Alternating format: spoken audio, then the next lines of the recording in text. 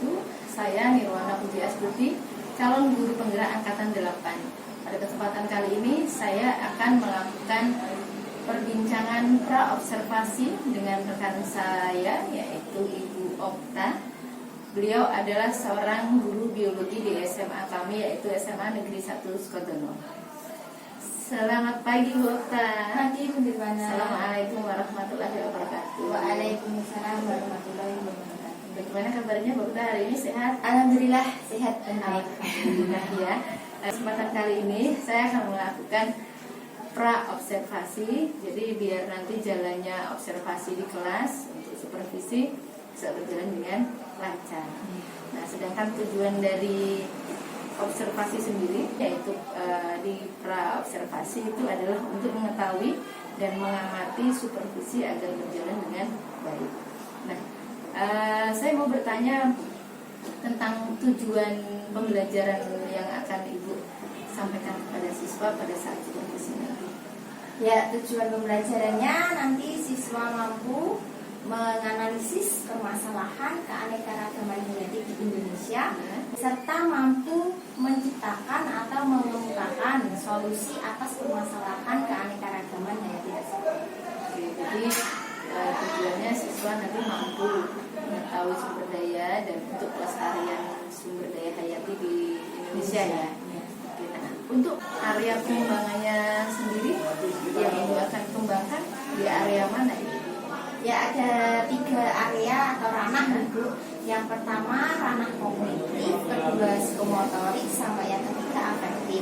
Di ranah kognitifnya nanti saya mau menilai siswa itu mampu mengemukakan permasalahan yang ada di lingkungan sekitar berkaitan dengan keanekaragaman hayati, dan siswa mampu mengemukakan solusi atas permasalahan yang dihadapan tersebut.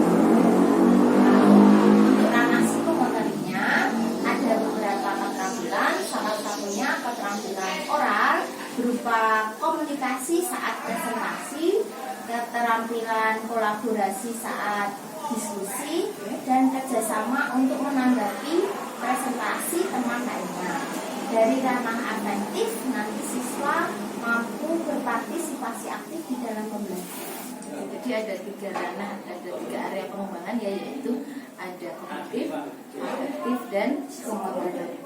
Oke. Nah, untuk rancangan pembelajarannya ada mungkin strategi, metode, atau metode pembelajaran apa yang Ibu akan lakukan? Ya, strateginya nanti saya akan mengimplementasikan pembelajaran berdiferensiasi yang diintegrasikan dengan keterampilan sosial emosional. Model pembelajarannya menggunakan PBL, problem based learning, permasalahan yang ditemukan di lingkungan sehari-hari, didukung dengan video yang diamati oleh siswa. Nah, di situ pembelajaran diferensialnya masuk ke dalam sintak PBL dalam hal siswa mampu mengkoordinasi termasuk kelompoknya untuk mengemukakan solusi atas permasalahan yang sudah didapatkan per individu. Jadi strateginya nanti tadi adalah diferensiasi yang diselaraskan dengan KSE, modelnya PBL. Ya. Lalu metodenya nanti ceramah, diskusi, dan presentasi. Diskusi serta presentasi. Ya, oke, luar biasa. Mudah-mudahan nanti observasi pada saat di kelas berjalan dengan lancar, anak-anak juga senang, nyaman di dalam kelas ya Ibu ya. Nanti kita ketemu lagi setelah observasi. Observasi nanti akan kita jadwalkan kapan? Hari Kamis. Di Kamis ya, Ibu, di hari Kamis. Setelah itu baru kita masuk ke pembicaraan pasca observasi. Oke, sampai ketemu di kelas nanti. Terima kasih waktunya. Wassalamualaikum warahmatullahi wabarakatuh. Waalaikumsalam. Assalamualaikum warahmatullahi wabarakatuh. Waalaikumsalam warahmatullahi wabarakatuh. Gimana kabarnya? Baik. Masih semangat? Masih. Sekarang saya absen dulu. Bintang, serius, Dayita. Seperti kebiasaan pada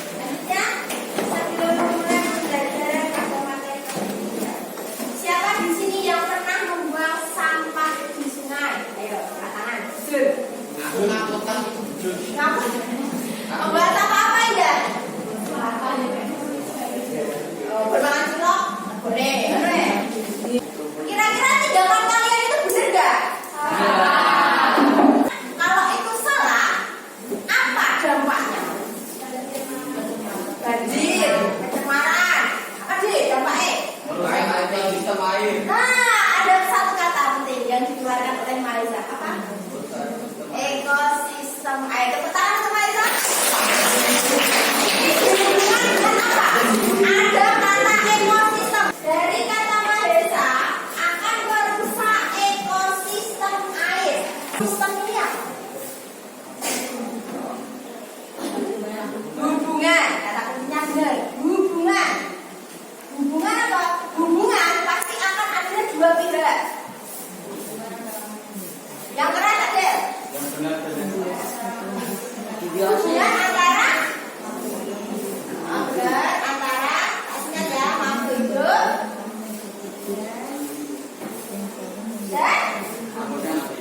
Dan tumbuhan. lingkungan. Tepuk tangan untuk Adel.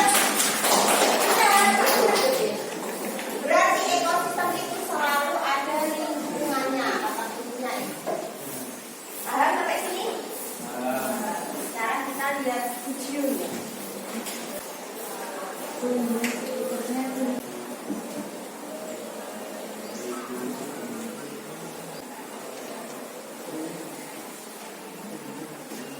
Manusia, bakteri sama tanaman.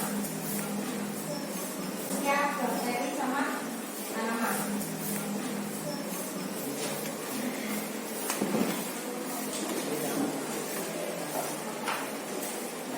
Dengan kelompok masing-masing anggotanya 6 orang. Kelompok yang mana ya kelompok proses.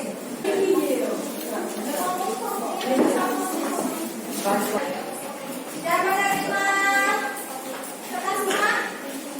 Sudah. Kalau sudah silakan ditulis kelompok dan anggotanya.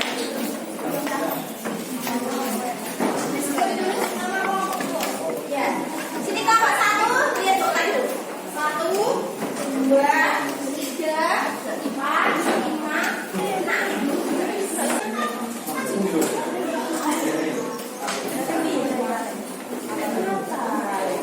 Dan kalau sudah ditulis nama anggota kelompoknya, silakan ditulis permasalahan yang ada di video tadi. Berdasarkan apa yang dipahami setiap individu. Paham? Kalau paham, silakan.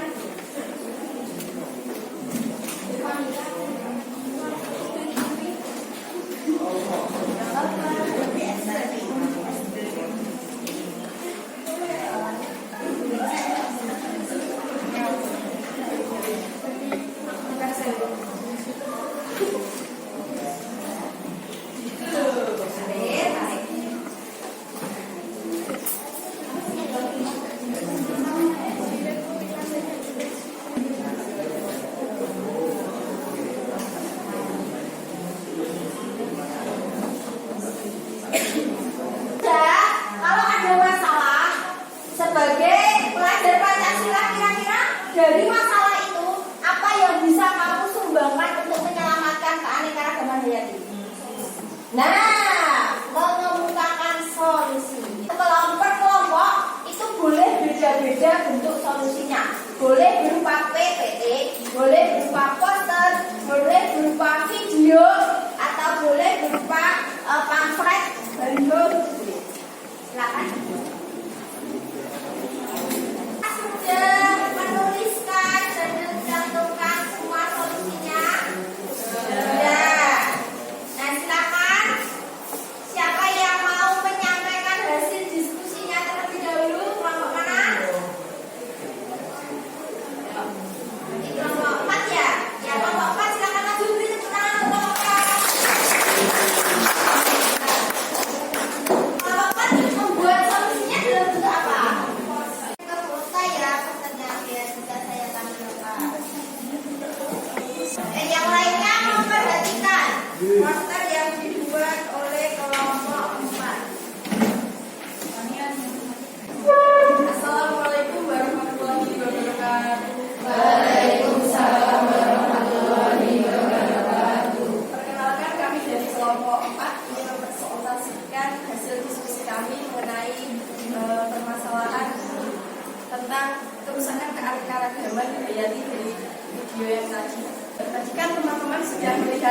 yang ditayangkan tentang kerusakan keanekaragaman hayati.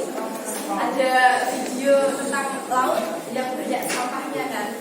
Nah terus itu kan laut kan ekosistem perairan.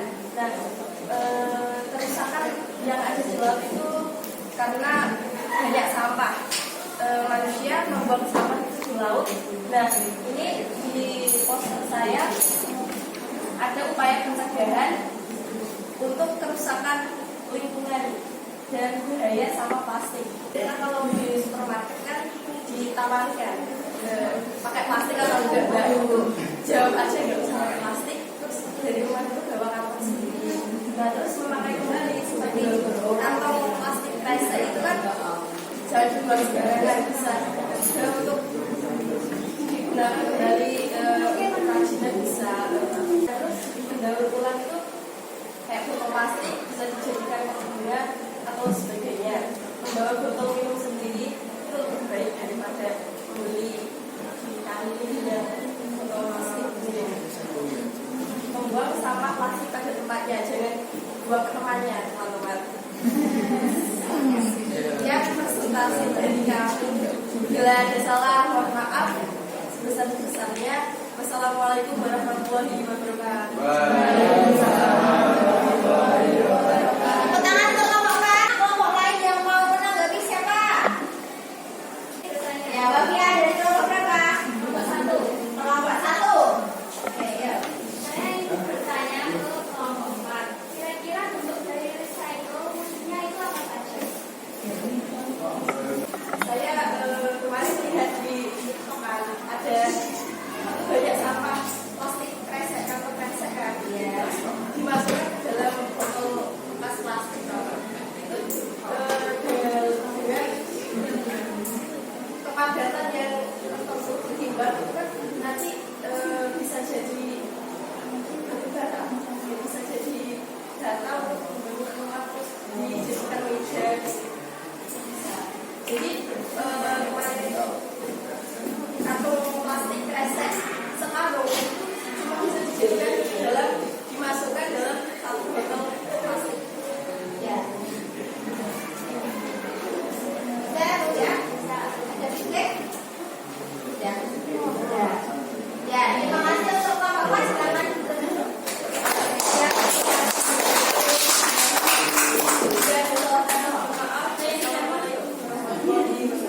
Waalaikumsalam warahmatullahi wabarakatuh. Terima kasih Bapak. Silakan dulu. Nah, karena semua kelompok sudah presentasi, sekarang saatnya kita merefleksi apa yang kita dapat pada hari ini. Kira-kira siapa yang mau menyampaikan hasil refleksi pembelajaran kita pada hari ini? Ada lagi, yo. Maju. Ini maju ada di depan. Apa, ayo. Yang lainnya mendengarkan. Waalaikumsalam warahmatullahi wabarakatuh. Pada hari ini kita sudah belajar mengenai terus adanya kerusakan ekosistem dan di mana yang sudah dibahas yaitu permasalahan pada video tadi, adanya pemunahan pada ekosistem laut, terus juga maraknya tindakan negatif yang dilakukan oleh manusia dengan membuang sampah sembarangan, yaitu bisa merusak lingkungan sekitar. Maka dengan materi-materi ini kita bisa lebih sadar untuk menjaga lingkungan sekitar kita, karena mengingat kita tidak hidup sendiri, ada makhluk hidup yang lain dan ada lingkungan sekitar kita. Jadi marilah tunjukkan kesadaran diri kalian untuk menjaga ekosistem kita, karena jika ekosistem kita punah, kita juga tidak akan ada di dunia ini. Ya, terima kasih tadi semua.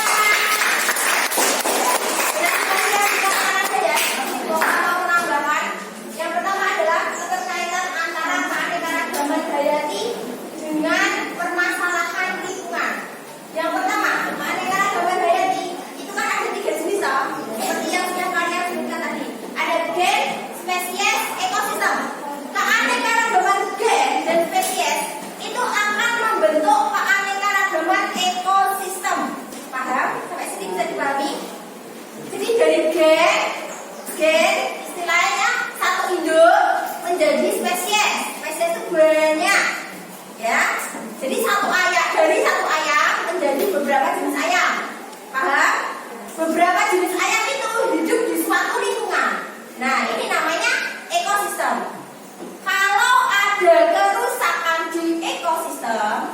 itu bisa dikarenakan dua faktor. Yang pertama faktor apa?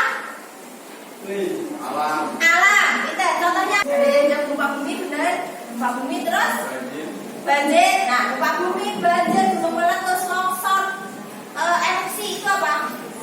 Bencana alam, benar. Faktor alamnya berarti bencana alam. Yang kedua faktor Lingkungan.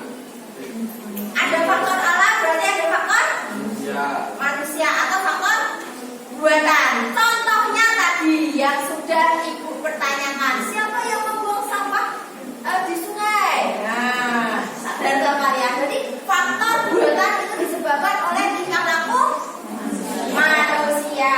Sampai sini paham? Nah, karena ada tingkah laku manusia, contohnya di laut tadi ya, banyak permasalahan bahwa ditemukannya sampah plastik. Nah, sampah plastik mengendap di lingkungan pantai atau laut itu akan menyebabkan kerusakan keanekaragaman hayati di ekosistem mana? Laut. Dampaknya apa kira-kira? Banjir. Terus lautnya ngopo? Tsunami. Tercemar. Nah, lautnya tercemar, airnya sudah tidak asin. Air laut itu asin toh? Percaya nggak air laut asin? Percaya. Sudah pernah nyoba? Nah, kalau misalnya dia tercemar oleh sampah plastik, misal nggak sengaja plastik ini enek bensin, misal ya, misal. Nah, kemudian beberapa puluh tahun, kira-kira apakah rasa air laut akan selalu asin? Mungkin berubah rasa toh. Kalau air laut berubah rasa menjadi tidak asin, apakah ekosistemnya menjadi konstan atau tetap? Tidak, akan mengalami perubahan, mengalami ketidakseimbangan. Oleh karena itu pentingnya menjaga keanekaragaman hayati seperti yang sudah disampaikan oleh teman kita dari kelompok 4 ya. Bagus sekali tadi posternya sudah dibuat menggunakan aplikasi apa? Kalau sudah, sekarang ada satu pertanyaan dari kota untuk menutup pembelajaran hari ini. Kira-kira mengapa sampah plastik itu tidak bisa terurai dalam waktu jangka dekat? Karena lebih. Kenapa?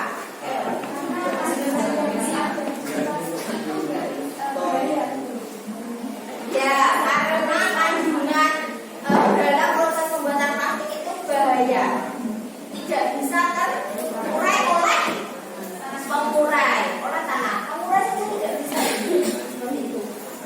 Bu Okta pernah bersih-bersih kebun yang sudah berapa puluh tahun dari zaman kecil masih ketemu bungkus mie kering dan sekarang bisa sudah gitu.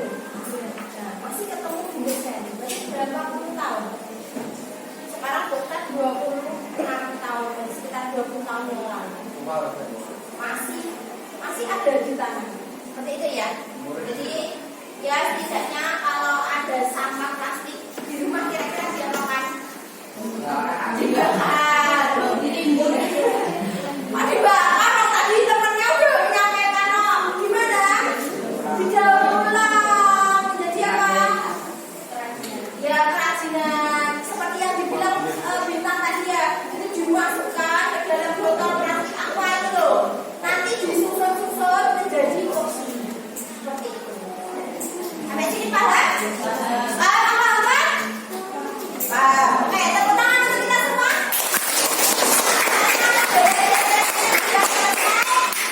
Untuk pertemuan selanjutnya kita akan menginjak ke bab baru ya. Sekian dari Bapak. Terima kasih. Wassalamualaikum warahmatullahi wabarakatuh. Assalamualaikum Bapak. Waalaikumsalam Bunir. Pada kesempatan kali ini kita melakukan obrolan lagi ya untuk pasca observasi yang kemarin sudah kita lakukan di kelas ya, Bu Okta di pelajaran biologi ya di kelas 10. Iya. Hari ini saya melakukan perbincangan ini yang bertujuan untuk mengevaluasi bagaimana dan sejauh mana pembelajaran yang Ibu lakukan di kelas kemarin berjalan dengan baik atau tidak. Nah, untuk nanti ada pertanyaan-pertanyaan yang harus dijawab ya Bu Okta. Iya Bu. Ya, yang pertama, pertanyaan pertama, bagaimana perasaan Ibu pada saat pembelajaran di kelas dan di situ ada observasi pembelajaran? Ya, pada hari Kamis kemarin ya Bu ya. Ya. Karena memang masih di jam pertama, jam awal, jadi pembelajarannya menurut saya sudah menyenangkan. Ya, saya sudah enjoy, anak-anak juga terbawa suasana senang seperti itu.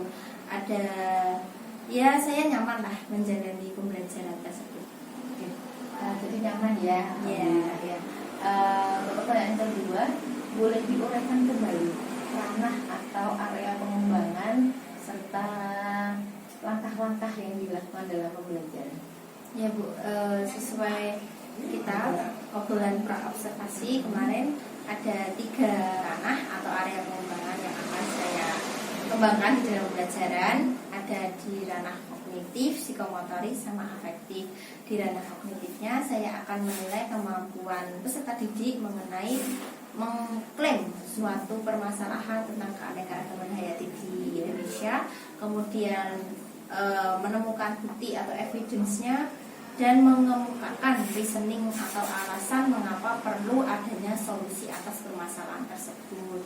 Di ranah psikomotoriknya, saya menilai kemampuan anak atau keterampilan anak dalam hal keterampilan oral, cara berkomunikasinya saat presentasi, dan kemampuan dia melakukan kolaborasi saat diskusi. Oke. Ada 3 Ya, yang efektif, ya yang efektif itu di ranah saya menilai keterlibatan siswa atau peserta didik, apakah peserta didik tersebut terlibat aktif, berperan aktif di dalam pembelajaran atau tidak seperti itu. Oke. Jadi untuk pembelajarannya sendiri, kira-kira sejauh mana area pengembangan itu sudah dilakukan? Ya, kalau di ranah kognitif dan psikomotorik, ya alhamdulillah sudah terlaksana dengan lancar. Cuma yang ada kendala sedikit kekurangan itu di ranah afektifnya yang ternyata masih ada beberapa kekurangan. Untuk kekurangannya sendiri, kendala apa yang terdapat pada saat pembelajaran di kelas? Ya, untuk kekurangannya itu masih ada beberapa anak yang anak dalam kelompok ya Bu, yang maksudnya itu ngobrol sendiri karena memang pekerjaannya sudah selesai. Kita ada waktu untuk menunggu kelompok yang belum selesai, jadi kelompok yang sudah selesai itu ngobrol. Alhasil istilahnya berisik dan mengganggu kondisi kelas seperti itu. Terus ada beberapa anak yang di dalam kelompok itu belum terlibat aktif, jadi hanya mengandalkan teman yang lainnya. Dan beberapa anak ya cenderung mengantuk karena mungkin keadaan tidurnya kemalaman, dan pembelajaran saya kurang ice breaking seperti itu ya. Jadi nanti untuk langkah-langkah ke depan, kira-kira apa yang akan dilakukan untuk meminimalisir adanya kekurangan itu? Ya, refleksinya sesuai dengan kendala dan kekurangan tadi ya Bu ya. Yang pertama, saya membutuhkan time management lagi. Jadi saya atur waktu atau durasinya dalam kelompok, sehingga kalau misal ada kelompok yang sudah selesai, waktu untuk menunggu kelompok yang belum selesai itu tidak terlalu lama. Jadi tidak ada jeda untuk anak ngobrol seperti itu. Yang kedua, ya saya melakukan ice breaking untuk memantik anak biar semangat lagi. Biar tidak bosan ya. Ya. Jadi ice breaking dan mengefektifkan waktu ya. Jadi durasinya diperpendek berarti. Iya. Oke. Kira-kira langkah-langkah itu akan dilakukan mulai kapan? Ya, untuk karena sudah direfleksi pembelajaran pas observasi ya Bu ya. Minggu depan kan ketemu lagi dengan kelas yang sama ya. Saya gunakan evaluasi dari pembelajaran pas observasi digunakan ke minggu depan. Jadi saya langsung mulai ya? saya mulai refleksi perubahannya di minggu depan. Cek gitu ya. Oke. Obrolan kita saya cukupkan. Mudah-mudahan nanti langkah-langkah yang akan dilakukan itu bisa membuat anak-anak lebih termotivasi lagi dan pembelajaran lebih menyenangkan lagi ya Ibu ya. Nanti kita ketemu lagi setelah Ibu melakukan langkah-langkah yang tadi sudah direncanakan. Demikian pertemuan kali ini. Wassalamualaikum warahmatullahi wabarakatuh. Waalaikumsalam warahmatullahi wabarakatuh.